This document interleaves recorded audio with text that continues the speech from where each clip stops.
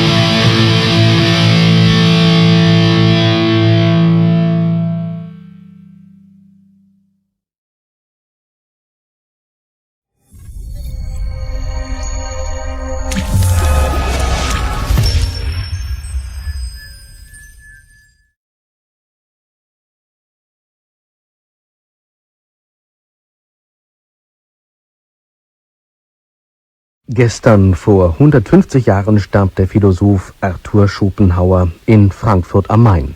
Hier verbrachte er die letzten 27 Jahre seines Lebens. Die sogenannte gute Gesellschaft sei dort, so befand der Privatgelehrte, noch dümmer als anderswo.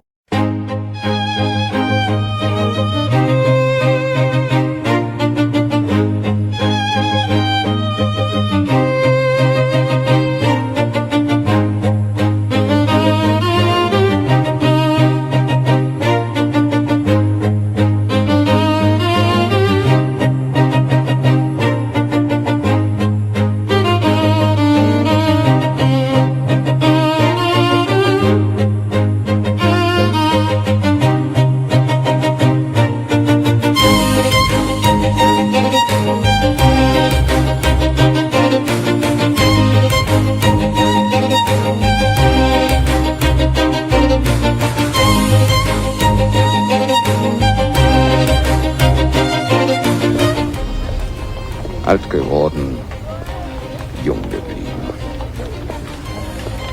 Meine Zeit ist gekommen. Sie war schon immer da. Ich werde sie nicht mehr erleben.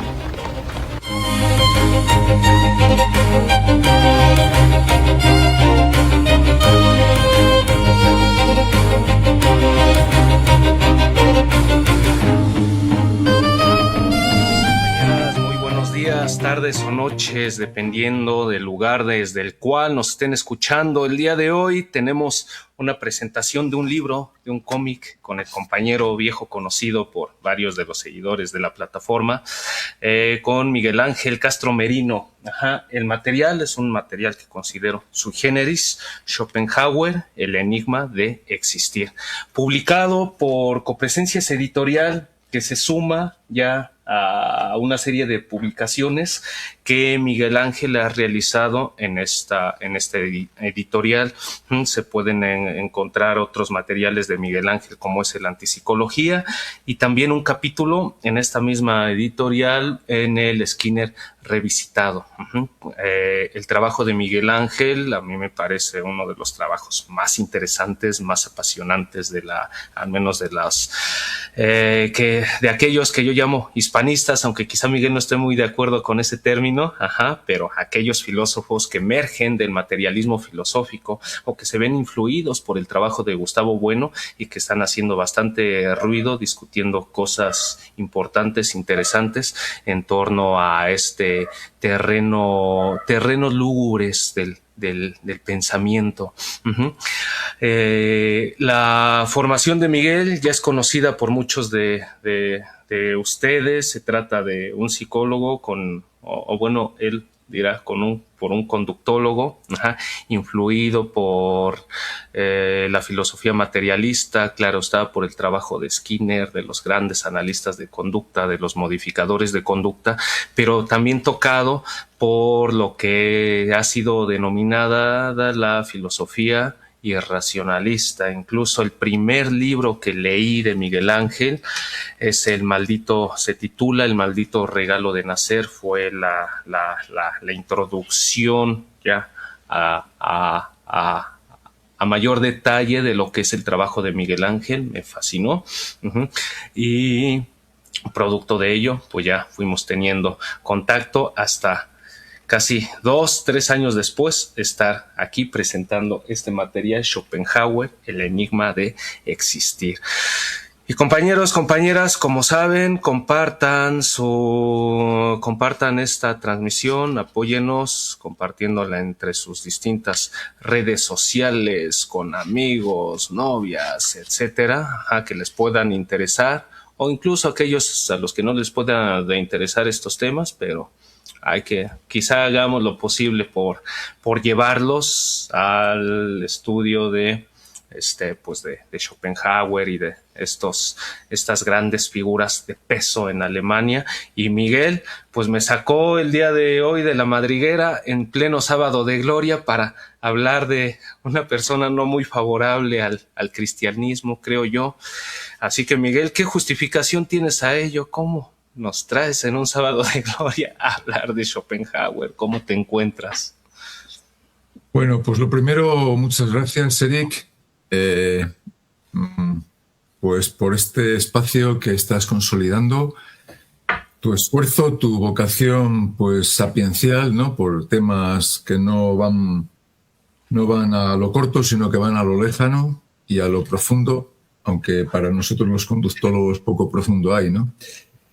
Y luego, bueno, pues cuando hablemos ahora, habría que decir que yo voy a hablar un poco con mica salis, es decir, con grano de sal, que hay que tener mucho cuidado de lo que se dice, porque hay muchas cosas que a veces se pone en un autor y que yo a lo mejor no lo interpreto bien, y aquí en España hay muy buenos sabios, y en toda Europa y en América, ¿no?, sobre Schopenhauer. Yo, lo que, por ejemplo, ahora decías de él repudiaba el cristianismo, sí, pero también lo admira en alguna parte, por ejemplo, en el cuarto libro el cuarto tomo del Mundo como representación, él dice que el cristianismo primitivo tiene mucho que ver con la esencia de la voluntad, de lo que él llama la voluntad. O sea que cuando hablamos de esto, como va a ser, bueno, un espacio de una hora y pico, pues hay muchas cosas que a lo mejor yo pues o me confundo o que no lo hago del todo como Schopenhauer merece, porque nos enfrentamos a una de las figuras más interesantes para despertar vocaciones filosóficas en los que no la tienen y para aumentar las que ya lo tienen, ¿eh? Así que nada, muchas gracias por este momento, y también, bueno, si me permites darle gracias a Manuel, el editor de Copresencias Editorial, porque ha hecho una obra muy digna. Yo le presenté el material ese y le dio el visto bueno, y creo que él, para ser el primer cómic que edita, me parece que es soberbia su factura. Así que es muy bien. Sí, está muy bien hecho, bien construido e incluso la selección de materiales es muy pertinente. El libro, compañeros, compañeras, ya se encuentra en circulación tanto en México como en el extranjero. Valga la pena decir que Copresencia ya tiene presencia, valga repetir la palabra, en Colombia, Perú, Argentina, me parece que también ya tocó piso en México, en El Salvador. Así que ya pueden ir a su encuentro. Miguel, cuando yo mi relación con Schopenhauer, así como con aquellos filósofos que yo ubico dentro de los así llamados maestros de la sospecha, aun cuando propiamente se le ha denominado maestros de la sospecha a gente como Marx, Nietzsche y Freud, pero yo también por ahí pongo a Schopenhauer y a otros más, incluso a algunos poetas malditos. Mi relación con ellos ha sido conflictiva, principalmente porque pues mamo más de lo que nos dice el positivismo, de lo que nos decía Comte, de lo que nos decían los materialistas, y precisamente cuando aparece Schopenhauer y estos pensadores potentes, es en el momento en donde se estaba discutiendo ello. La posibilidad de explicar científicamente la condición humana y nuestra sociedad. A medida de que lo fui leyendo, y valga la pena decir, hace muchos años que dejé de leer a Schopenhauer, pero cuando lo fui leyendo me encontré con que no era del todo ajeno a las ciencias de su momento histórico y a las ciencias, pues, incluso la etología, por ahí tú me comentabas. Y algo que encontré en el material es, y que yo no lo había pensado así, es que la voluntad, término que está muy presente en su filosofía, tú la identificas pues como algo objetivable en las necesidades de supervivencia corpóreas, ¿no? ¿Cuál es la relación que tú tienes con Schopenhauer? ¿Por qué después de entregarnos apenas hace unos meses el Antipsicología, que es un libro de militancia conductológica, ahora nos entregas el Schopenhauer, el enigma de existir, y también por qué de esa manera? Vaya, yo en buena medida voy a solicitar explicaciones hacia ti. ¿Por qué de esa manera? ¿Por qué en un cómic? ¿Por qué no en una prosa? ¿Por qué no a manera de verso? ¿Por qué en un cómic, Miguel? Sí, bueno, llevo desde hace tiempo, más tiempo del que yo, porque el tiempo pasa muy rápido, para nosotros. Llevo desde hace tiempo intentando verter en cómics muchos de los temas de interés míos, de la filosofía y míos, que me han marcado, y verán la luz si yo sigo vivo, y si no, pues alguien que lo edite por ahí, porque lo dejaré en conocimiento, ¿no? El cómic para mí es un instrumento muy válido en estos tiempos, y sin caer en la inteligencia artificial, que no la uso. Cada viñeta de esa está hecha con libros que yo tenía aquí, iba buscando la historia y cómo desarrollarla, es decir, es un trabajo de pico y pala. Y buscando las referencias idóneas para cada viñeta, que me costaba, pues como dicen por aquí, nunca mejor dicho, Dios y ayuda, ¿no? O el día de hoy, un día glorioso. Y entonces, pues yo creo que la conducta operante tiene que darse en nosotros, ¿no? Y uno, cuando tiene que hacer algo. En esta vida hay que hacer algo. Y yo no busco el sentido de la vida. Yo hago cosas, y eso es lo que me da sentido, tal vez, a los días, ¿no? Entonces, ¿cómo fue el encuentro con Schopenhauer? Bueno, pues ayer estaba ahí en un monasterio grabándome un vídeo de YouTube para preparar esto un poco contigo, Eric. Y ahí comentaba que una de las suertes que tuve fue un profesor que desinteresadamente nos daba en un seminario por la tarde, para los que quisiéramos, una introducción a Schopenhauer. Y entonces, bueno, yo iba de acusmático, es decir, de oyente, como dirían los pitagóricos, ¿no? Me quería simplemente estar ahí a ver qué decía, ¿no? Yo no hacía nunca las tareas, las hacían mis amigos mucho más aplicados que yo, que habrán llegado muy alto en el campo académico. y me parecían unos genios con 21 años, 20. Yo digo, esta gente, vamos, tengo de hecho fotocopiados sus apuntes porque yo no los hacía, yo no hacía los apuntes, pero era libre. Y lo que no estaba dispuesto es a dejar pasar esa oportunidad de estar con José María García Prada, que es teólogo, filósofo, psicólogo, y yo asistía a sus clases de psicología evolutiva y para mí era un manjar exquisito. Pese a estar en las antípodas, él en una tesis que tiene doctoral, yo lo trabajo en antipsicología, él es más bien defensor de William James, de la experiencia, es contraconductista, y yo le hago la crítica en antipsicología. Pero lo que no puedo dejar no puedo negar es la influencia que tuvo ese profesor, uno de tantos, pero tan importante, con el cual yo me quiero carear en breve y regalarle un ejemplar, para que veamos que muchas veces lo que parece que no tiene ninguna importancia en alguien tiene muchísima, ¿no? A lo mejor esto lo ve alguien y de miles o 100.000 millones que lo ven, a lo mejor le marca uno, lo cual es bastante, ¿no? Y entonces, pues ese fue el primer encuentro. Pero claro, yo estaba en Salamanca, que es una ciudad universitaria con mucho, digamos, bullicio vital, mucho bullicio vital, ¿no? Pese a que en los tiempos de Unamuno, pues no había tanto. Cuando estuvo Miguel de Unamuno por allí era otra cosa, era la República, un poco empieza más adelante la Guerra Civil, a punto él murió y vamos ya. Y entonces, ¿qué quiero decir? Pues que en Salamanca yo vivía con mis compañeros de piso y había gente que estaba muy volcada ya con lecturas muy avanzadas de Schopenhauer. Y entonces yo pues prefería salirme los domingos por ahí, con ellos les encandilaba para irnos por ahí de pubs y de marcha y dejarme de chorradas de leer a Schopenhauer. Y yo lo que quería era vivir, conocer chicas, por lo que quiere un chaval cuando está sano, ¿no? Claro. Y es lo que te apetecía. Entonces, pues es verdad que estos amigos también me marcaron, porque yo casi como que me reía, digo, Schopenhauer, va tío viejo, ¿no? Y solo fue poco a poco, con una introducción paulatina, como te vas metiendo en este tema, ¿no? Como te van, pues, resonando libros como el que más recomiendo, es el de Aforismos sobre el arte del buen vivir, o el arte del buen vivir, se puede llamar, ¿no? Es un libro muy, muy interesante, muy vulgar, en el sentido de que puede llegar al pueblo, a los que somos así, bueno, pues más bien que no teníamos en el principio una formación y te va camelando, ¿eh? Y entonces ahí es cuando se produce un enganche en mi etapa posterior, pues con ciertos problemas biográficos. Claro, cuando uno descubre la psicopatología, entre comillas, ¿no? Yo rechazo el término psicopatología, pero voy a decirlo así, ya que tenemos ese lenguaje.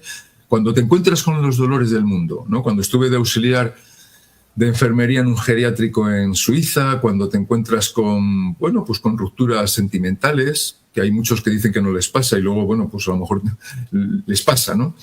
Y no me divorciaré nunca, pero se divorcian, o sea, que todas estas cosas te pone la vida en tesitura y te da una buena hostia y te dejas de chorradas, y entonces es cuando acudes a los maestros como Schopenhauer, que para mí ha sido un acompañante durante muchos, muchos momentos. Otra cosa es que Schopenhauer es un personaje que ha pasado muy desapercibido, en el sentido de que parece que es una figura de caza menor. Pero cuidado, es una caza mayor de lo lindo, ¿eh? Es un señor filósofo, ¿eh? ¿Qué pasó? Pues bueno, ya luego lo hablamos, que vino Hegel, bueno, que estaba Fichte, que estaba Schelling, muy volcados con el imperio, y entonces, claro, esto solían a reducir. Schopenhauer es mucho más individualista, entre comillas, que habría mucho que hablar, porque él da una noción muy interesante del Estado, muy verosímil, muy realista.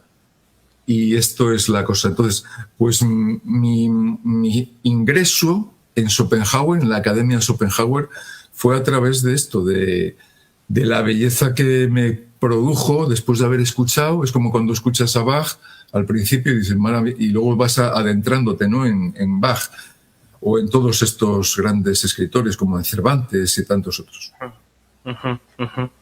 Tú ahorita mencionaste algo que a mí me parece interesante y que yo también lo entiendo así a Schopenhauer y a otros más. Son autores con una pluma muy del vulgo, muy vulgar, con, vaya, es fácil entender. Al menos yo me da esa impresión, aun cuando sus tesis tienen aristas. Ajá. Pudiéramos entender, Miguel, que tú observas a Schopenhauer y lo recomendarías así como una forma de intervención, pues casi terapéutica para este tipo de tiempos donde pues estamos imbuidos nos gobiernan personas totalmente zumbadas, diría yo. Uh-huh. Y cuando tú comentas que cuando llegas a él es precisamente cuando al fin de cuentas tienes una cita con la realidad, una cita con la vida, enfrentarte con la muerte, etcétera. Ajá. Pudieras tú hacer esa sugerencia y pregunta a propósito de qué te la hago. Pues a propósito de que mucha de la literatura actual, mucha de la literatura contemporánea, considero que es pues básicamente literatura chatarra. ¿Ah? Los libros de autoayuda es lo que se escribe, es lo que se consume actualmente y que esos son los grandes bestsellers, ¿no? Uh-huh. Y cuando se invocan autores de esta talla, que incluso muchos los consideran hasta nihilistas, ajá, autores que cuando se les lee te van a hacer sentir mal, uh-huh. Tú pondrías esa sugerencia sobre la mesa que se necesita tener, vaya a tener una cita con Schopenhauer, requiere tener una cita con la realidad y a su vez saber que te vas a enfrentar a alguien que de una manera muy vulgar te va a hablar de los sinsabores del mundo y de los sinsabores de la vida. Uh-huh. ¿Tú lo verías de esa manera, Miguel? Sería parte de la recomendación porque entiendo que este libro tiene por intención facilitar o atraer a los textos originales de Schopenhauer, o sea, hacerlo de dominio público, porque incluso tú me comentabas que una persona te dijo que no conocía ni quién era Schopenhauer, ¿no? Yo te diré, cuando yo tomé unos de los libros de Schopenhauer de la biblioteca, de las cuales lo tomé, eran de los libros más empolvados, es decir, no se revisaban. Sí. Bien, pues te contesto. Lo recomendaría, bueno, yo creo que cada uno tiene que saber qué es lo que le da una elevación a su cuerpo, ¿no? A mí Schopenhauer yo creo que me ha producido pues una conmoción. Creo que cuando lees El arte del buen vivir, yo, cuando he sido afectado por su prosa, por sus consejos, etcétera, me ha venido bien a mí. No tiene nada que ver, Eric, con los libros de autoayuda, aunque los libros de autoayuda beben de estas fuentes, claro, es que es al revés. Estos son los maestros y los otros lo tergiversan de una manera que no hay por dónde cogerlo a veces o es muy simplona. Y una precisión que sí me gustaría decir. Schopenhauer recomienda leer su obra El mundo como representación por lo menos 2 veces, ¿no? Y son 8 tomos, es decir, es una primera parte que compone 1818, el primer libro que tiene 4 tomos, y luego una revisión, los complementos más posteriores. ¿Qué quiero decir? Ese libro, El mundo como representación, es muy duro. Es muy duro, por lo menos para los que no tienen una formación en escolástica, en Platón, en Aristóteles, en los Upanishadas, en la filosofía kantiana, claro, estás perdido. Pero yo recomendaba como libro así un poco para la cura de uno, pues el de En la carne espíritu, que es otro libro en el cual yo hago pues una mención a Schopenhauer, a Marx. Ejercicios espirituales, digo, con Schopenhauer, con Marx, con Gustavo Bueno, con Simone Weil, etcétera, ¿no? Y esto es lo que quiero decir, que Schopenhauer es una, como decía, de calce mayor, porque ya solo el comienzo de su libro se las trae, cuando empieza a hablar de el fenómeno, el noúmeno, la percepción, la representación. Es decir, que eso yo lo desaconsejaría. El otro día estaba con una amiga y le dije que bueno, que por ahí no empezara porque iba a patinar, como si yo me pongo ahora en solfeo, que no entiendo, pues porque no tuve una buena formación, a no ser que me lo expliquen muy bien. Entonces, ¿me parece que es interesante para leer? Sí. Me parece, pero claro, depende de qué libros, ¿no? Tiene muchos que llegan muy bien, ¿no? Esto lo dice incluso Feyerabend, que siempre recomendaba autores como Schopenhauer, como Kant, obras menores, que son a veces muy potentes, muy legibles, o como Platón, obras así como muy de divulgación, no todas, claro, no te cojas el Parménides o el Sofista. Entonces, sí, me parece que es, pues eso, harto recomendable.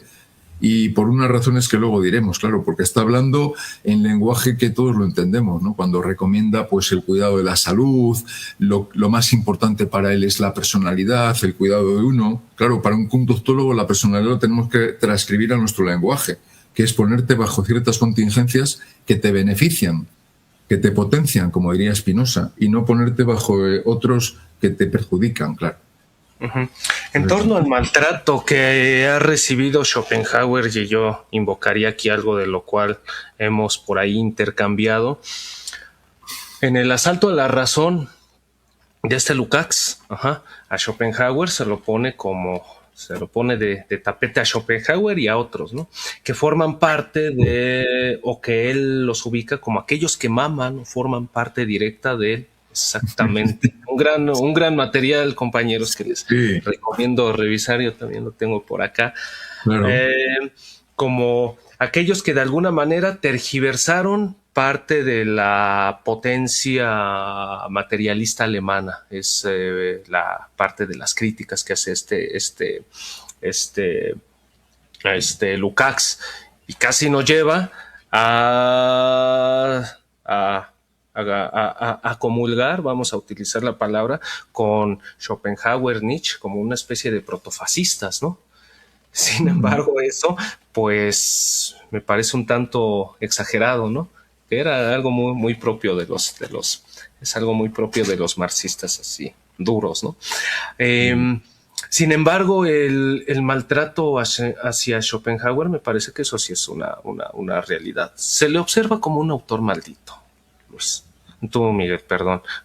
Incluso cuando yo llego a tener comunicación con colegas de la escuela a la que, pues, todos sabemos que ando ahí metido, Schopenhauer es un tipo de autor de que a ese ni lo leas, ese te va a perder, ese te va a extraviar, ¿no? Schopenhauer y otros más, ¿no? Incluso yo he hablado con grandes figuras de esto del análisis de conducta y dicen, pues yo no paso por la poesía, por los poetas malditos ni de broma, ¿no? Hay que leer a los objetivistas, etcétera, etcétera, ¿no? Me parece que hay una suerte de fundamentalismo en ello. Sin embargo, aquí tenemos a una persona que, pues, se nutre de ambas escuelas, ¿no? Y que tengo la impresión, y no la impresión, me lo has manifestado en privado, que encuentras una línea de interconexión, incluso a quienes tengan las ganas de seguirlo, por ahí hasta hay una caricatura de Skinner dentro de este libro. También se hace referencia de contingencias de reforzamiento por ahí dentro de este libro. Y yo diría, pues, incluso si andamos en esto y decimos que estudiamos el comportamiento, al fin de cuentas lo que hacía Schopenhauer era también formas de comportamiento, y nada de lo humano nos debería de ser ajeno. Tan humano es un hombre enamorando a una mujer como el lanzamiento de una bomba nuclear, ¿no? En torno a ello, ¿cómo rescatar estas distancias, Miguel? Y ¿qué explicaciones o qué, pues sí, cómo tú analizas este maltrato que se ha dado hasta la fecha a autores como Schopenhauer, y que incluso tú mismo lo has sufrido? Me comentaste que en el maldito regalo de nacer, pues parece que hasta perdiste a algunos compañeros por ahí que no les gustó demasiado las tesis que ahí planteabas, ¿no? Sí, cuando uno coge un libro así y dice, no me gusta, pues ya está todo arreglado. Lees el título y ya está, ¿no? Ya, sentenciado. Esto me ha pasado con gente incluso cercana, que cuando vieron el maldito regalo de nacer ya era prejuicios por doquiera, ¿no? Que decimos en clásico, en castellano. Vamos a ver, la cuestión que planteas es preciosa. Y además que creo que retumba o que nos hace un poco ser críticos con nuestras posturas, ¿no? Creo que un psicólogo clínico, por su por su falta de tiempo, etcétera, no puede estar en todo. Es decir, para eso tenemos que encontrar una persona que se dé, por ejemplo, que tenga unos intereses previos, filosóficos, como es tu caso, que no dice, yo es que todo, yo solo, vamos, de psicoanálisis no leo nada porque eso es pecado, o de terapia familiar o tal. Yo creo que yo he estado en esta tesitura. Yo estoy de profesor de filosofía de instituto y he tenido sobre mí, vamos, unas incidencias tan enormes que es imposible que este material no salga. Entiendo como mecanismo de defensa, según diría un psicoanalista, que digan, las uvas están verdes, ¿no? Es el mecanismo de la negación o el que se quiera. Yo creo que hay que ser más abierto, más flexible, etc. En antipsicología yo pongo frases que tienen una coincidencia plena en el tema, por ejemplo, de la libertad, de la negación de la libertad absoluta, con Skinner. Es decir, son frases que las suscribiría Skinner radicalmente, pero con una contundencia, y muy bien escritas. Y luego, si leemos a Skinner, la autobiografía, como la hemos leído, sabemos la cantidad de horas que dedicó pues, a prepararse no solo para un hombre de laboratorio, sino para un hombre que leía Dostoyevsky, Shakespeare, Tolstoy. Se metió eso cuando hay que metérselo. Claro, yo lo que no puedo ahora, cuando tengo pues una edad que no he empezado a hacer ejercicio, empezar ahora, ¿no? Empezaré con ejercicios muy suaves, pero se me ha pasado el arroz.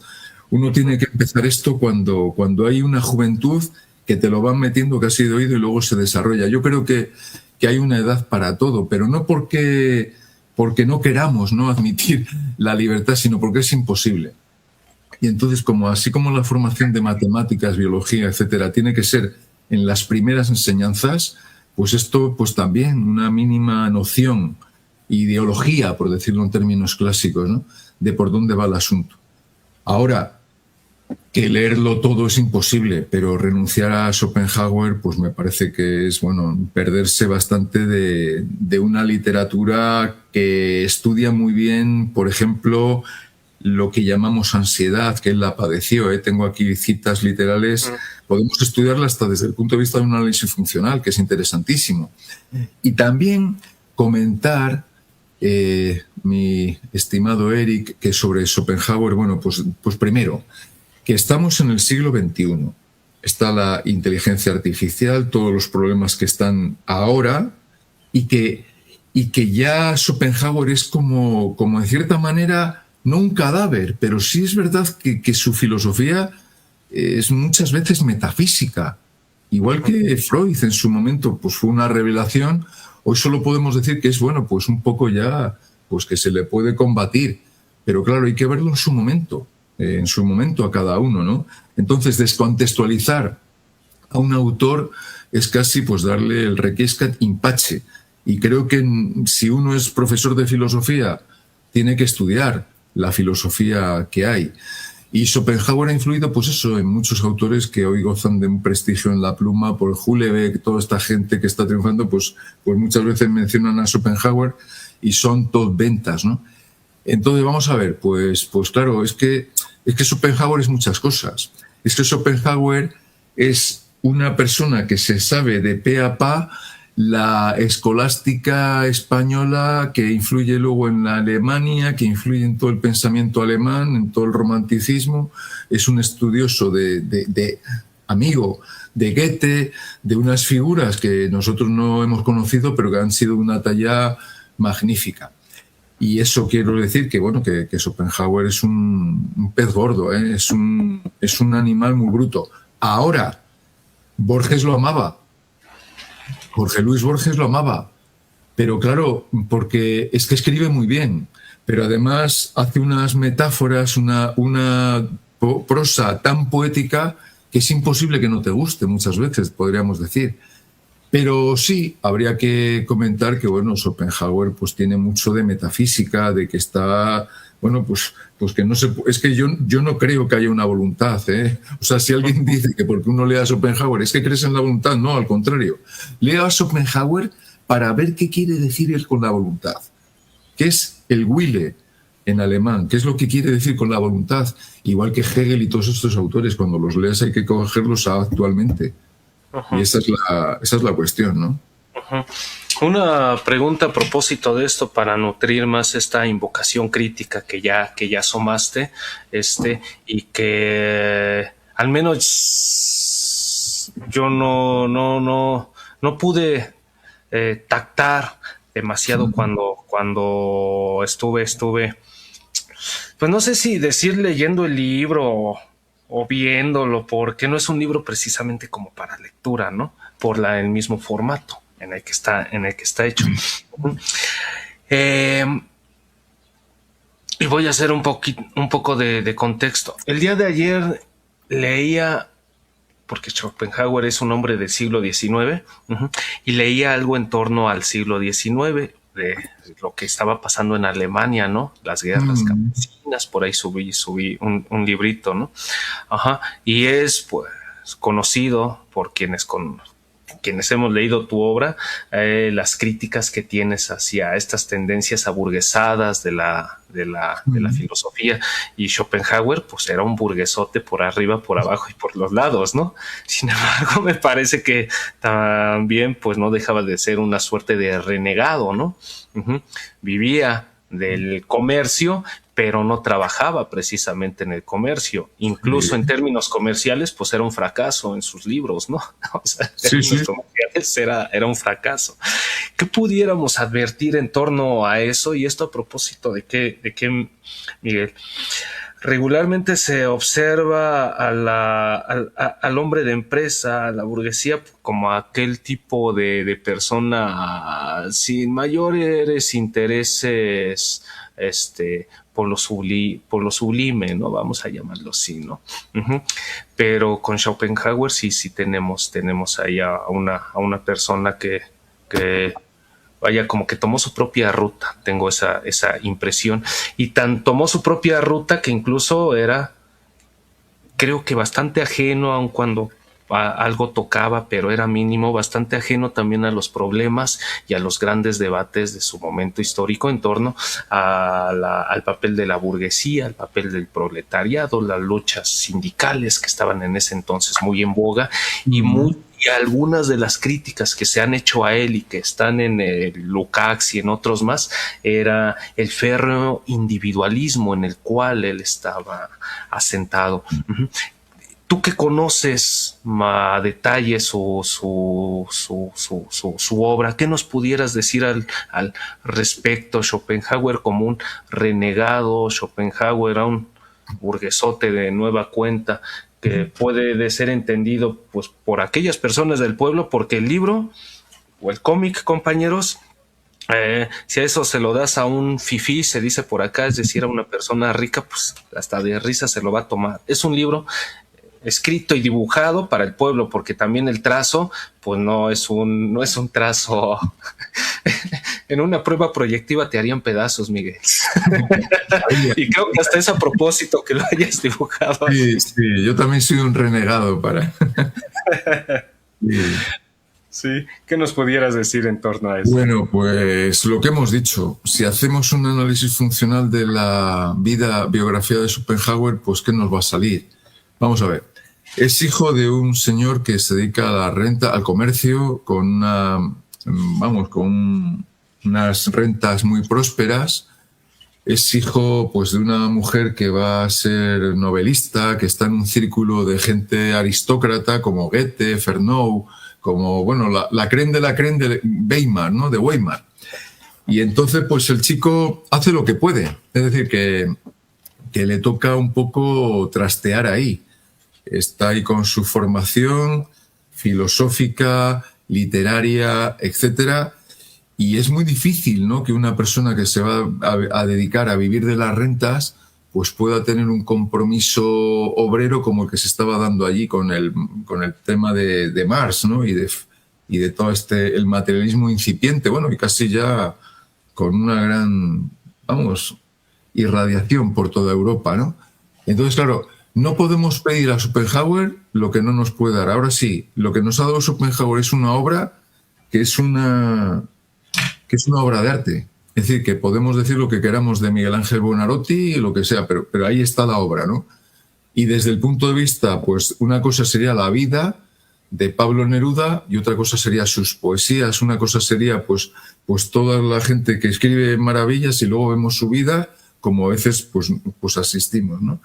Entonces yo creo que Georgi Lucas, lo que pasa que está, claro, en una ideología que a él le tiene pues como a mí, ¿no? Pues ahí, es decir, la ideología, digamos, más bien del marxismo, entonces lo ve desde ahí. Pero claro, aparte de eso hay otras vidas que no entran en la tuya y Marx pues no va por ahí, pero sí Schopenhauer porque su biografía apunta a eso, es decir, que no podía salir de ahí. Ojo, que también es cierto que si leemos a Schopenhauer y vemos notas a pie de página, lo que podría ser una conciencia burguesa también hace un testimonio muy interesante de cómo la vida es muy negativa para mucha gente, ¿no? Cómo están sometidos los niños desde pequeños en las fábricas y está diciendo que para atraer así a la gente, bueno, que hay que pensárselo, ¿no? Y además que es bastante defensor de la compasión, influido por el budismo de Siddhartha, de Gautama, y eso, bueno, pues yo creo que también es para tenerlo en cuenta, es decir, que no es alguien que diga, como en el caso de Nietzsche, que a veces parece que no tiene sentimientos, pues una persona aemocional o antiemocional, es todo lo contrario. Lo que ocurre que yo no veo la posibilidad de que Schopenhauer hubiera hecho otra cosa más que la que hizo, porque además él lo dice muy claro, que solo podemos hacer lo que podemos hacer. Entonces, yo no puedo hacer más que lo que puedo hacer, ¿no? Y también es muy interesante, Eric, que, como antes has dicho, maestro de la sospecha, que Ricoeur dice que solo son 3, yo creo que todos los filósofos y filósofas son maestras de la sospecha, ¿no? En el sentido de que todos despejan la liebre o hacen saltar la liebre. Claro, él había leído a todos los grandes moralistas franceses, ¿no? Igual que lo hizo Nietzsche. Quiero decir que lo que hace Schopenhauer pues es ver que muchas veces y aquí esto es muy importante, que muchas veces uno puede decir que soy de izquierdas o soy comunista, pero luego vemos la vida real, ¿eh? Sí. Y la vida real, esa es la puñeta, ¿eh? Que a lo mejor puedo presumir, como dice Marx, no es lo que yo pienso de mí, puedo decirme que soy de un partido muy comunista y aquí con el azadón y todo, pero luego lo que ha hecho Schopenhauer es socavar eso y ver si realmente quienes presumimos de ser de tan pulcros, tan moralistas, luego nuestra vida es así, en el caso de que cambiaran las circunstancias. Y ahí es lo que hago en antipsicología y en este cómic, ¿no? Un poco como... Creo que la filosofía no es dar la papilla para que la gente la ingiera, sino es dar papilla para que la gente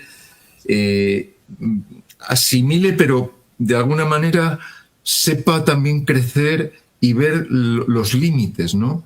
Y entonces es muy preocupante que no admitamos que el marxismo, por ejemplo, en el cual han caído pues mucha gente diciendo las grandes ideas, ¿no? La comunidad, la humanidad, los derechos humanos, luego hay que ver nuestra vida con el microscopio, ¿no?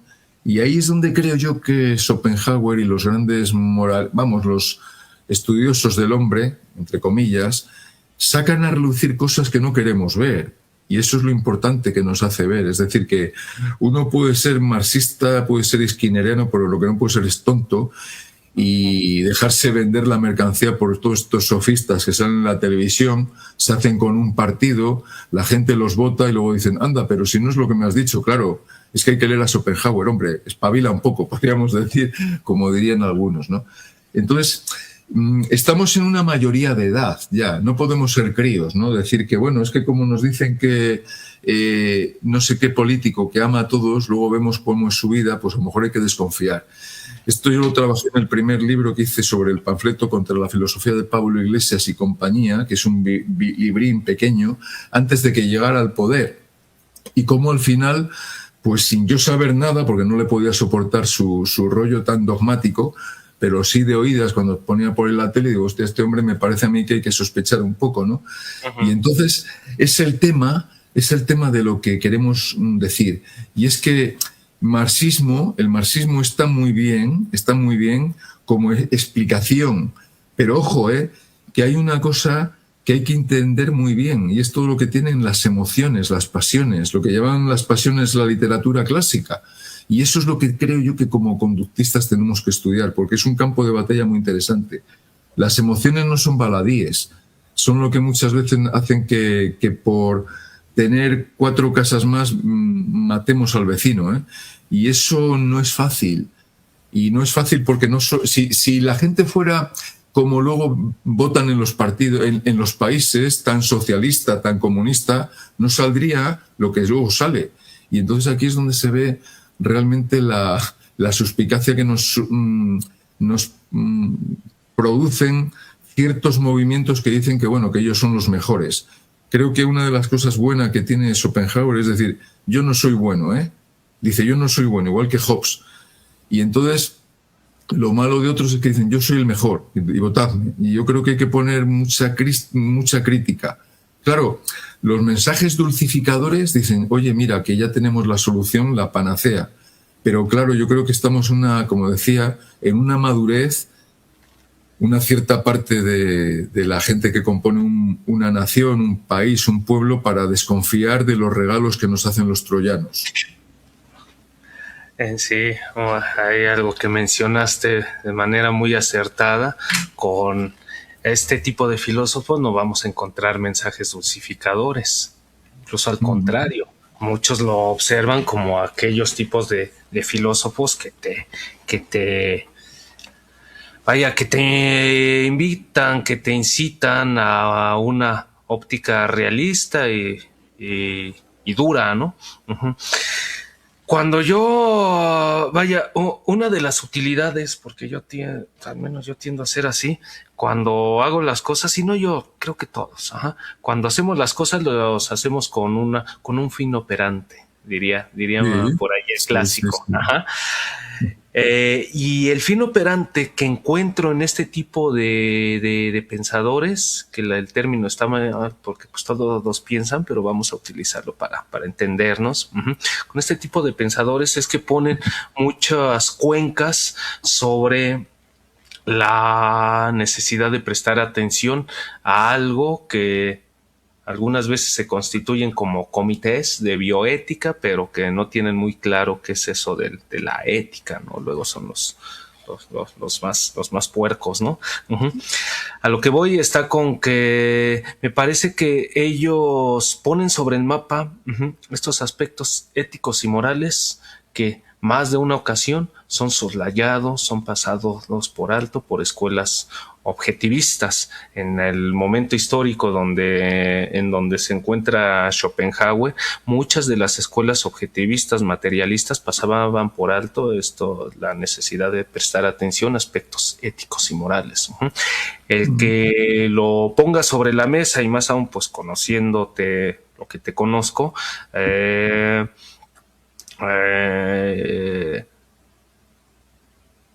y que es algo que, dicho sea de paso, yo no encontraba en el antipsicología. Creo que ahí, desde mi punto de vista, haría falta algo en torno a los aspectos éticos para el ejercicio de la conductología. ¿En qué medida a este tipo de materiales, lo que podemos encontrar aquí en el Schopenhauer, el enigma de existir, pudiera ser un dibujo relativo a la necesidad de prestar atención a los aspectos éticos y morales de nuestra condición? Y una ética y moral que precisamente no se embriague con estos mensajes dulcificadores de los cuales tú aquí invocas. Sí, bueno, pues mira, él está en contra de todas las éticas anteriores, porque incluso él, que es muy kantiano, Eric, en la crítica a la razón práctica, Kant hace 3 postulados por los cuales hay que comportarse bien, ¿no? Está la inmortalidad, la libertad y Dios, ¿no? Porque solo post-mortem podemos ser, según estos postulados, pues encontrar la felicidad plena, la realización. En esta vida no. Ahora, ¿Qué hace Schopenhauer? Bueno, pues critica a su maestro. Él dice que lo más importante para la ética, como dice en el fundamento de la moral, es la compasión. Es la compasión que ya había sido estudiada por Hume. Hume es un autor muy interesante, que aunque tiene a veces aberraciones, como decir que hay ciertas razas que no merecen ser tratadas como seres humanos, bueno, pues eso es un problema de Hume y se lo olvidó ahí, ¿no? Como muchas veces pasa en muchas gentes, ¿no? ¿Cuál es lo que rescata Schopenhauer para la ética? Pues yo creo que la pregunta por la compasión, la cuestión por la compasión de pensar que todos estamos en una situación precaria. ¿Y cómo llega a ello? Bueno, pues yo creo que llega a ello estudiando pues lo que son las condiciones humanas, ¿no? Cómo nacemos en un mundo, cómo estamos pues sometidos a todas las variables, ¿no? Diríamos la atmósfera, la pobreza, la riqueza, etcétera, ¿no? Porque también es verdad que él, por mucha riqueza que pudiera haber tenido, él es muy moderado, ¿eh? No es una persona que, vamos, es más, critica a la gente que se da al champán y a las ostras. Esta es una frase literal, ¿eh? Yo creo que hay que Era muy austero, sí, era muy austero. Sí, y bueno, pues todo esto, ¿no? Entonces, claro, yo creo que lo que falta tal vez en Schopenhauer, lo que él dice que falta, o lo que él diría como educador, ya que Nietzsche tiene un libro, Schopenhauer, una tercera meditación, una consideración intempestiva. Schopenhauer como educación, yo creo que sería una educación para la sensibilidad, para la compasión. Claro, el conductismo no dice eso. El conductismo cree que nuestra conducta se mantiene por el control de la comunidad, ¿no? Que es la que nos mantiene tal. Bueno, si lo estudiamos hay ciertas coincidencias, ¿no? Cuando yo intento controlar a alguien porque está robando es, oye, mira, no robes porque si no, este no tiene que comer. Entonces es explicar racionalmente nuestro mundo para que luego el comportamiento ético pues funcione por ahí. Ahora, tal y como yo leo a Schopenhauer, él dice que no tenemos solución, ¿eh? Yo creo que Schopenhauer no es como una utopía a lo Walden 4, ¿no? Por decirlo así. No, para Schopenhauer yo creo que nuestra condición humana está tan depauperada, ¿no? Es tan misérrima, ¿no? Que no hay manera de salir adelante, a no ser, bueno, pues usando ciertas filosofías como el estoicismo, como lo que decíamos antes, el cristianismo primitivo, de que somos seres que necesitamos pues una cierta ayuda, una cooperación mutua, aunque él luego pues sea individualista. Luego en su vida, bueno, dio testimonios de otras cosas, ¿no? De su movimiento más, digamos, compasivo hacia los demás, etcétera, ¿no? Entonces, Kant, como había dicho al principio, dice que lo que debe movernos son los tres postulados de la razón práctica, es decir, Dios, la libertad y la inmortalidad. Pero hay una obra en la cual Schopenhauer denuncia que Kant, como muchos le quieren tildar de creyente o de teísta, no es teísta en absoluto, sino que es un ateo convencido, ¿no? Él dice que Dios no es más que un postulado como un precepto regulador de nuestra conducta. No dice que exista, ¿eh? Es, por decirlo así, como pues un postulado que no lo puedes explicar ni ahora, ni nunca, ni jamás, pero que de alguna manera pues, nos hace centrarnos más para solventar el problema moral. Pero denuncia que muchos digan que Kant es teísta, que cree en Dios, por ejemplo, ¿no? Sí, incluso en ese sentido sería casi lo trataría como una especie de antecedentes, diríamos desde aquí, como discriminativos, ¿no? Compañeros, este va a ser como se anunció desde un principio, un encuentro corto, es casi una especie de entremés.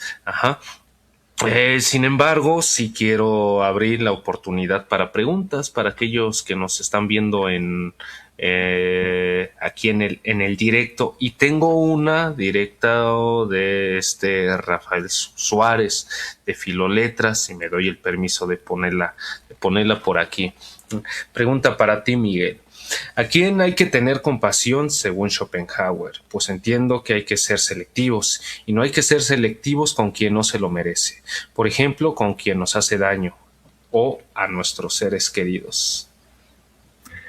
Bueno, pues esto nos lo dice Schopenhauer, ¿eh? Yo contesto por Schopenhauer, porque yo no soy schopenhaueriano. Yo soy un amante de Schopenhauer, un filósofo que me ha marcado mucho, pero vamos a ver.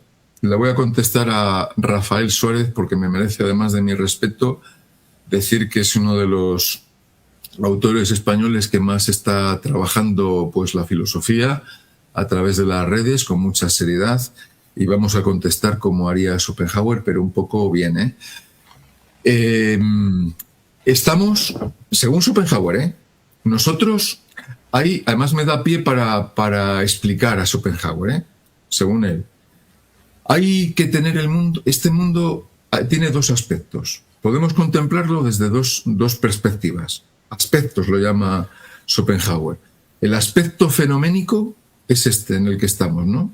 El sujeto y el objeto. Y solo existe el objeto porque existe el sujeto, según Schopenhauer. Es decir, nosotros estamos en este mundo, Eric, sometidos al espacio, al tiempo y a la causalidad. Estos los fenómenos. ¿Y qué es lo que ocurre? Lo que ocurre, y esto es lo que quiero yo contestarle con Schopenhauer, no mío, lo que ocurre es que al estar separados, el principio de individuación, que este es un tema recurrente en filosofía, nosotros estamos separados en cuerpos y no vemos el segundo aspecto, que es el de la voluntad, el mundo como voluntad. Una voluntad ciega en la cual estamos aquí pues de una forma pues totalmente irracional, salvaje, cruel, uno se come a otro y tal. Según Schopenhauer, contestando, hay que tener compasión por el torturador y por la víctima, por el verdugo y por el que se le corta la cabeza. Porque en el fondo, según Schopenhauer, tat tuan asi, tú eres eso. Nosotros somos lo mismo. Es decir, que cuando tú te comes a alguien, te estás comiendo, te estás haciendo daño a ti mismo. Porque esto es lo que a lo mejor, bueno, pues es muy metafísico, pero esto es lo que dice Schopenhauer. Hay que tener compasión por todos los seres que son víctimas. Y es que como Schopenhauer tiene tantas imágenes, nosotros somos el cementerio viviente de millones de seres, ¿no? En nuestro cuerpo se están deglutiendo, asimilando, fagocitando miles de seres, igual que en otros, ¿no? En el Milano cuando se come a un ratoncillo, etcétera. Pues porque hay que tener compasión, pues todos los seres que sufren. Muy budista, claro, es que él todas las noches lee los Upanishadas, lee pues el mensaje de Buda, tiene la imagen de Buda junto a él, la imagen de Kant, y esto es lo que dice Schopenhauer, por los seres, porque en el fondo cuando vemos a Tran es para echarte a reír, ¿no? Decir, ¿cómo se ha podido llegar a esto? ¿Cómo se ha podido llegar a Pol Pot? Pues en el fondo porque el intelecto está sometido a la voluntad, no sabe ver que cuando él destruye se está destruyendo a sí mismo. Esto desde Schopenhauer, no desde mí, digo, que luego yo creo que hay que entender lo que quiero decir, ¿no? Y entonces, pues esta es la cuestión, que todos los seres vivientes sufren, y si no es ahora es mañana. Y ahora el trío que está triunfando en Hollywood, mañana estará en silla de ruedas padeciendo o dejado o postrado. Y, por ejemplo, el otro día estaba viendo una película de John Travolta, de la mujer de John Travolta, una mujer preciosa, que había nacido en 1962. Y yo me entero que en el 2020 fallece de cáncer, una mujer preciosa, que yo la estaba viendo en la tele. ¿Y por quién hay que tener compasión? Pues hombre, por esa mujer, no por el celuloide, sino porque esa mujer tan maravillosa, pues ahora ya no está. Y porque el que era millonario, pues en el fondo es víctima de sus millones. Entonces estamos como el cazador cazado. Esto o se entiende o no se entiende. Es decir, yo no creo que haya que aceptarlo. Yo lo que digo es que Schopenhauer, el austero avaro de Frankfurt, tenía esta filosofía que veía que todos los seres son dignos de lástima. Desde todos los personajes de Shakespeare, los que triunfamos, los que perecemos, los que naufragamos, todos, ¿no? Todos los seres. Es muy budista. Esa es la respuesta. Dice por ahí Ramón Gil Olivo que este mundo es una suerte de trampa y un cementerio. Sí, pues más o menos por ahí va el asunto. Miguel, amén a lo que nos has comentado, ¿qué críticas tú despliegas? Porque sé que las hay más allá de las que has aquí advertido. Uh-huh. ¿Qué críticas pondría sobre la mesa a Schopenhauer? Porque sin duda es un autor muy criticable. No solo no solo desde una lectura, digamos, presentista, ¿no? Uh-huh. Interpretar desde nuestros cuadrantes lo que hizo un hombre que nace en las postrimerías del siglo XVII y se desarrolla en el siglo XVIII. ¿Qué críticas se pueden hacer a Schopenhauer en el siglo XIX? Perdón, ya lo ando poniendo en el siglo XVIII, en el siglo XIX. ¿Qué críticas tú pondrías sobre la mesa hacia Schopenhauer? Porque ya desde su momento, pues de nueva cuenta, era un filósofo maldito. Incluso cuando Nietzsche mama de él, porque Nietzsche mama directamente de Schopenhauer, ajá, él mismo sabía que estaba mamando de un filósofo maldito. Uh-huh. Y las críticas que se han hecho a toda esa línea que se asienta en el romanticismo, pues incluso se les denomina así como filósofos o poetas malditos. Uh-huh. Y el romanticismo, hay un libro, compañeros, que les recomiendo, estoy seguro que conoce Miguel, El proceso de la civilización o el proceso civilizatorio, de Norbert Elias, un sociólogo, si mal no recuerdo, en donde lo que presenta en ese libro es cómo parte de las luchas que actualmente se le denominan geopolíticas tienen su asiento en aspectos ideológicos, en donde mientras Francia se inclinaba a los ilustrados, Alemania se inclinaba hacia lo que se denominaba cultura, que tenía que ver con el romanticismo alemán, y parte de los choques tenían que ver con ello, ¿no? Cómo conceptuaba Alemania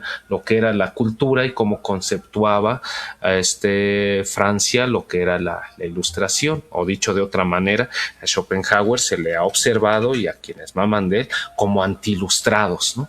Uh-huh. Sin embargo, yo no creo que tú también estés de acuerdo con que sean anti-ilustrados. Ajá. No, ni Schopenhauer anti-ilustrado. No. Sí, o sea, es la lectura que se hace. Cuando se dice que es irracionalista, se les dice anti-ilustrado. Estoy diciendo anti-ilustrado. No, hombre, yo creo que al contrario. Vamos, por partes, ¿no? Esto último, pues yo creo que muchas veces él presume de sus lecturas de Voltaire, de los ilustrados franceses, ingleses, de Locke, de Hobbes, de Spinoza en Ámsterdam, aunque no es ilustrado, Spinoza. Aunque es muy ilustrado, pero no es de la ilustración, vamos. Exactamente. Pero vamos a ver, la cosa es esta, ¿qué críticas haríamos a Schopenhauer? Hombre, pues yo creo que a estas alturas muchísimas, tantas así que no sabremos por dónde empezar. Pero distinguiendo la obra de Schopenhauer de las críticas a la realidad, bueno, pues primero, la obra de Schopenhauer es un sistema compacto, pero luego tiene muchas fisuras. Tiene muchas fisuras porque, claro, es idealista, pero también es materialista. Muchas veces parece que es idealista, pero luego es materialista. Es un metafísico, ¿no? Cuando habla, por ejemplo, uno de los conceptos de las ideas más perniciosas y más difíciles con las cuales él va a trabajar es con la de voluntad, Wille. Y entonces él mismo es muy crítico con ese concepto. Ahí Safransky, en Los años salvajes de la filosofía, de este autor, que es una biografía maravillosa, a mí me encantó, del Safransky, este alemán, pues que veo que la tienes ahí, esa es la de Heidegger, de un maestro alemán, y esa es la de Safransky, muy bien. Pues en esa obra habla de varias nociones que recibe la idea de de voluntad. Entonces no está bien, claro, pero es como, ojo, es como Big Bang, ¿no? Ahora la gente que no sabe nada de física le ha dado por decir que somos hijos del Big Bang. Entonces hablan Big Bang y ya con voluntad, o Big Bang ya dice, hoy estoy salvado. Bueno, la materia es muy complicada. La materia de la que formamos parte, somos como partículas, es muy complicada y no está la filosofía de Schopenhauer muy todavía desarrollada. Las ciencias, como tampoco, bueno, como están en curso, nunca estarán desarrolladas del todo porque siempre va a venir lo que va a venir, pues no está muy desarrollada, pero para lo que él pudo sacar a la luz, podemos decir que, bueno, pues que ese concepto pues es un poco, digamos, muy conflictivo, ¿no? Voluntad, vamos, si en algo me meto en antipsicología es con la idea de voluntad. Inteligencias, son hipóstasis, no hay por dónde cogerlas. Ahora, ¿qué pasa? Pues que es una forma poética de hablar de lo que ocurre cuando vemos que hay un atleta en la pista de atletismo que quiere llegar a la meta, ¿no? Que luego eso será la voluntad de poder en Nietzsche, que en el fondo Nietzsche cambia voluntad de vivir de Schopenhauer por voluntad de poder, que es lo mismo. Si lo analizamos un poco, bueno, porque todos los seres se quieren apoderar de los otros, ¿no? Aunque Nietzsche lo hace de una forma todavía mucho más acentuada. ¿O qué pasa cuando un hombre o una mujer se desean? Bueno, pues hay una voluntad, lo llama voluntad, es decir, la cópula, el deseo, que luego Deleuze y todos estos pues han sacado mucho beneficio literario, filosófico de esto. Es el estudio del deseo, de lo que llamamos voluntad. Claro, es que la palabra deseo no hay por dónde cogerla. Si cogemos todas las palabras de la filosofía que usamos, es que no hay por dónde cogerlas. Es que se necesita muchas veces un lenguaje nuevo. Y por eso, bueno, pues yo ahí comparto el positivismo lógico con su crítica y comparto la lectura que ha hecho Skinner de cómo actuamos. Pero claro, hay que entender la postura del contrario para saber lo que quiere decir, porque si no, no nos entendemos más que entre nosotros.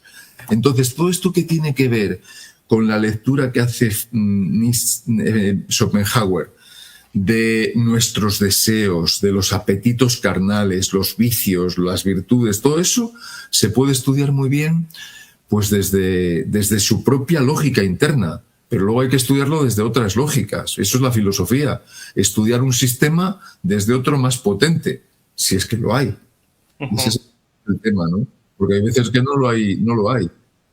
Entonces, bueno, pues sí, muchas críticas, pues a lo mejor haber abandonado pues algunas lecturas más sociológicas, más estatales, pero es verdad que, por ejemplo, no las deja de considerar, ¿eh? Si lo leemos la obra en su conjunto, él estudia el porqué del Estado, el porqué incluso de la monarquía. Yo que soy antimonárquico, no puedo ver un rey a 50.000 metros de mi presencia, pero él me convenció un poco, porque viene a decir que tiene que haber una familia que, a pesar de los vaivenes de un Estado, una familia que puede ser monarca, bueno, la palabra monarca tampoco hay por dónde cogerla, porque uno no puede gobernar todo, es una ridiculez. Yo no sé por qué aquí en España de monarquía parlamentaria con 2 dedos de frente, pero la usamos, monarquía. Si es monarquía, no puede haber parlamento, porque ya la monarquía barra el parlamento. Entonces, son oxímorons, pero hay que partir de ellos, hay que partir de la mala lógica con la que solemos hablar. Entonces me convenció un poco porque dice, incluso un rey pues se le puede permitir más vicios que a una persona de la calle, vamos, como yo, porque claro, pues no es lo mismo, porque cuando vienen duras tiene que estar, si es un buen rey, claro, si no podríamos ir a las tesis de Tomás de Aquino, que en algunas de sus momentos iniciales decía que si un rey obraba contra la comunidad, pues estaba incluso permitido el darle finiquito, ¿no? Acabar con él. Entonces, claro, no se puede hacer una lectura de Schopenhauer ni de ningún autor a la limón, a la ligera. Hay que estudiarlo con los textos y vamos a cotejarlo. Y entonces, claro, el problema de todas estas videoconferencias, si no lo estudiamos bien un autor, podría ser caricaturizado. Y yo he caricaturizado en un cómic a Schopenhauer, pero ahí doy una bibliografía muy amplia de que hay que estudiar. Y ese es el tema, ¿no? No se puede coger a cualquier autor, ¿no? y liquidarlo en un momento. Es lo que hacen muchos con Skinner, que dicen, es que estímulo y respuesta, no, hombre, Sí. estamos buscando la seriedad y eso es el problema de la filosofía. Que eso también tiene que ver con la velocidad de los tiempos. Se quieren aprender las cosas Sí, claro. de manera rápida y este tipo de autores es de estarlos, este y otros, es de necesitamos más de una cita con ellos, mucho más de una cita con ellos. Y a propósito de ello, Miguel, ya casi terminando con esto, ¿qué recepción ha tenido el material? Que tú tengas conocimiento, ¿qué recepción ha Bien. tenido el material? Bueno, pues la campaña, o sí, un poco más de promoción, en el mejor de los sentidos, promover, ha sido más dedicada a antipsicología, ¿no? Que es un libro que, bueno, que se está pues leyendo y, bueno, pues me consta que está, vamos, pues pidiéndose, leyéndose. Y te agradezco pues ese esfuerzo que has hecho, ¿no? Por también potenciarlo. Y Schopenhauer lo voy a presentar en León el 13 de mayo, es decir, que yo creo que es que tengo tanto en el... me dedico a escribir y a pulir los escritos en la medida de mis posibilidades, que no son muchas. No uso la inteligencia artificial, quiero ser un artesano de la palabra, del gráfico, entonces prefiero una imagen hecha por mí que me venga aquí una máquina diciendo, mira, no, este es Schopenhauer el mío, allá el tuyo, ¿no? Y entonces lo que te quiero decir, me ha sorprendido en cierta gente que lo ha leído, todavía ya te he dicho que este es pues, el primer así encuentro oficial, porque en Granada estuve presentando antipsicología, ha sido como, es este. Pero cuando veo que amigos míos, ¿no? Verdaderos amigos, pues que son muy críticos, y dicen, joder, es que escribes unos tochos, cuando han leído este cómic, me lo han agradecido.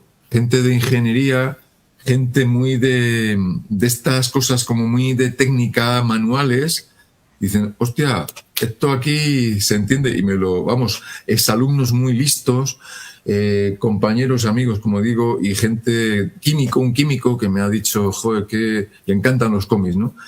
Y yo digo, pues si me dice este hombre, ¿no? Pues que le ha gustado, pues para mí ya haberlo escrito, porque uno escribe también, bueno, hay veces que es que pensar que hoy en día escribiendo, ¿no? En estos niveles te vas a forrar, como mucha gente te piensa, ¿no? Y es que te vas a llenar los bolsos. Bueno, es que es un delirio total. Uno escribe porque tiene algo que decir o porque alguien le dice que tiene algo que decir. Yo escribo pues por gente que a lo mejor te escribe de Barcelona, de España, de Madrid y de México y de Venezuela y de Colombia y te refuerzan la conducta. Entonces yo esa gente, pues yo creo que, bueno, merece que yo siga actuando y que en vez de ver la tele, que ya he visto bastante, y películas y cocinas de estas, y noveluchas, porque muchas veces, bueno, tienen éxito aquí en España, me imagino que como en México, noveluchas, y hay una gente como Schopenhauer que está por leer. Yo creo que la formación del espíritu, la Bildungs, que diría Hegel, es más importante leer a la filosofía elevada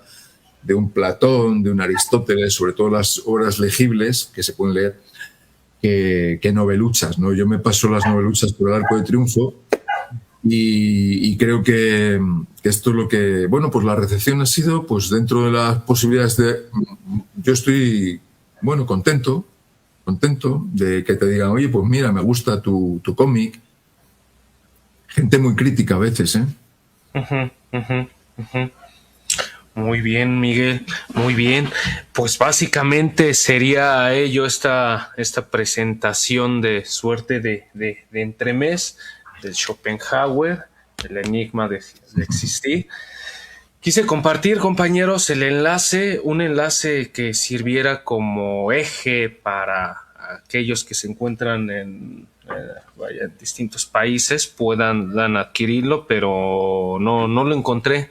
Este Manuel se encuentra actualmente, creo, realizando un mantenimiento de la plataforma electrónica de Copresencias y no pude encontrar un enlace en donde estuviera los sitios de compra para distintos países. Sin embargo, sí puedo hacer el señalamiento de que ya se está en México, en El Salvador, en Chile, En España, claro está que los sitios de compra, las plataformas de compra es Buscalibre, Agapea Libros y Gandhi acá en México.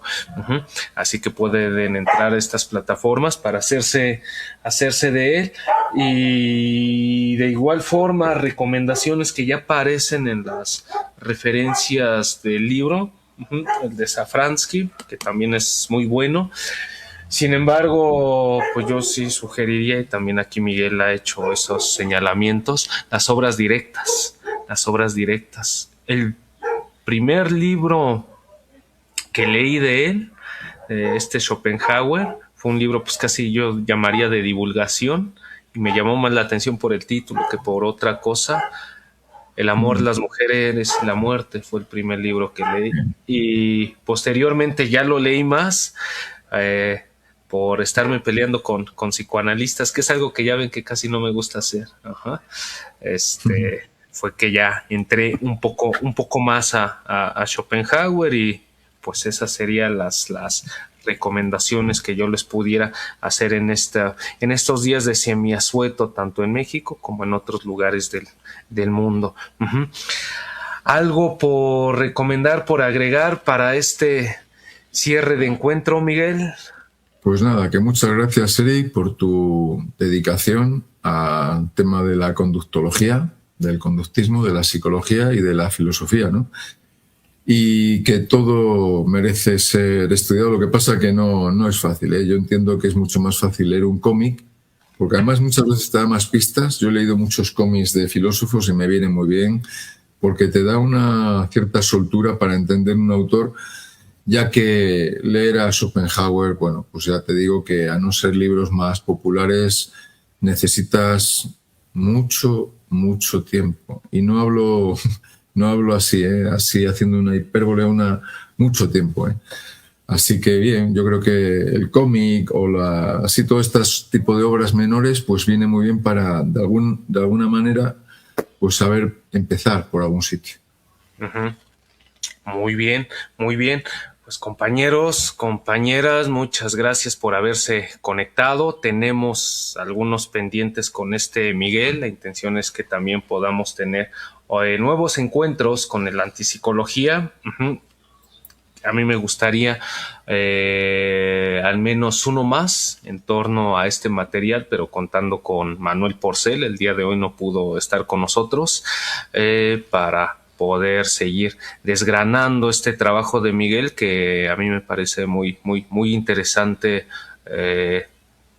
Eres una persona con aristas, y ese tipo de personas me gustan. Las personas planas me aburren. Las personas con aristas me gustan. E incluso ahí te lo lanzaría como flor. Es hasta un riesgo publicar este tipo de materiales. Muchas gracias. Tú tampoco eres liso, sino que veo que eres un... Mira, Eric, ahora que no nos oye nadie, que quiero que nos oigan, ya cuando un psicólogo de tu talla, ¿no?, leyó El maldito regalo de nacer sin esos prejuicios, yo dije, aquí se esconde un alma. Nosotros que no creemos en el alma ni esas supercherías, pero aquí hay alguien, ¿eh? Aquí hay alguien y no un vacío. Entonces, muy agradecido por tu aprecio, por mí, por mi obra, igual que es recíproco. Miguel, pues muchas gracias. Así que salgo a la calle con esta flor que me acabas de echar. Miguel, muchas gracias. Compañeros, sí, compañeras, que estén muy bien. Manuel Porcel, te esperamos para las próximas ediciones. Ya para que te hagas un tiempo. Y pasen muy buen fin de semana, compañeros. Haremos lo posible por retornar a estas transmisiones en vivo. Casi el problema actualmente para mí bueno, para mí, para muchos es el tiempo, pero actualmente, si les dije, tengo muy poco tiempo libre.